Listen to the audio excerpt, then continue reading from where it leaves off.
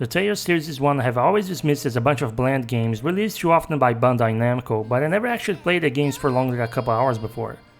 I guess I was judging too much without any real experience. What really got me interested in giving Tales of Phantasia a chance was knowing about how Bandai Namco stated the majority of the Tales Festival visitors were female.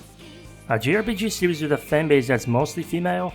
I want to dive deeper into it and try finding out what sets it apart from the rest. Now let me tell you, this first entry is a rough start. The story is nothing groundbreaking, but it's got some twists you wouldn't expect due how by the books it sets off. It begins as a revenge plot, and I suppose you do enact that revenge in the end.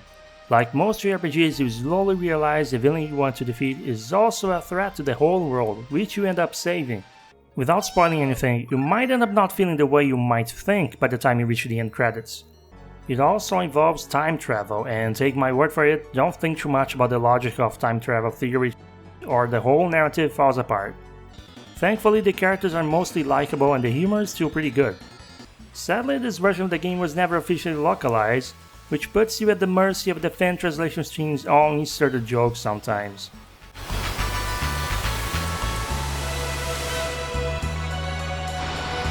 The problem is the gameplay. I can't even say it's simply aged. Compared to other JRPGs that were already out, it already has a hefty share of clunkiness. Combined with a lot of long, labyrinthine dungeons and no way to instantly return to the entrance, it makes for some hair-pulling experience. Seriously, how is it that games from the NES and Master System era got this right that later games completely overlook? Include some freaking items spelled to exit dungeons. Without them, I feel like I have to grind in advance to look up maps online so I don't run the risk of running out of the resources before I finish the dungeon. And then there's the battle system. Boy howdy did it take me a while to sort of get it.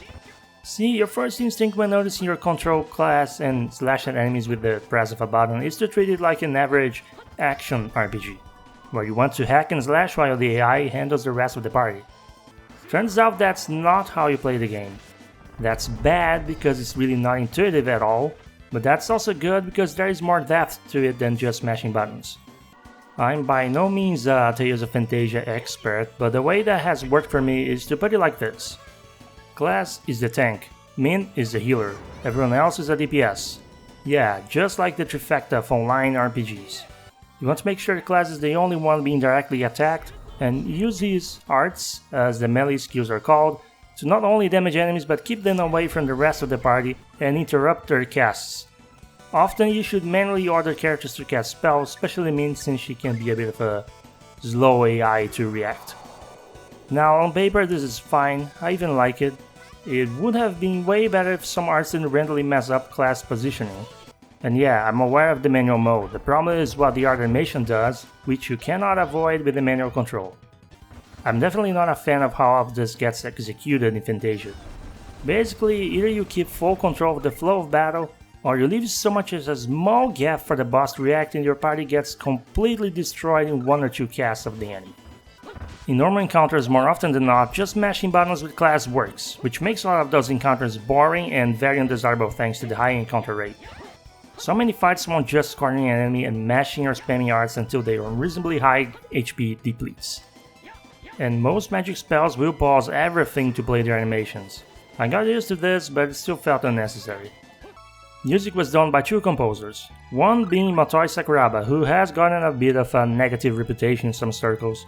The music in Phantasia ranges from decent to good, I can say that much. Some tracks should stick with you outside of the game.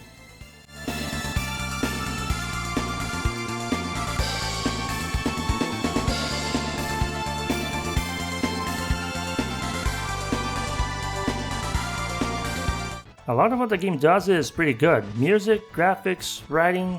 It's the main loop of battle and dungeons that I really didn't enjoy that much. It's making me want to skip Tales of Destiny and Eternia so I can avoid more of the gameplay wart. If, like me, you're curious to try the Tales series, I say skip this one. Mind you, this PlayStation version of the game is considered the best port, so definitely don't go for the SNES or GBI releases if you must. Thanks for watching and take care.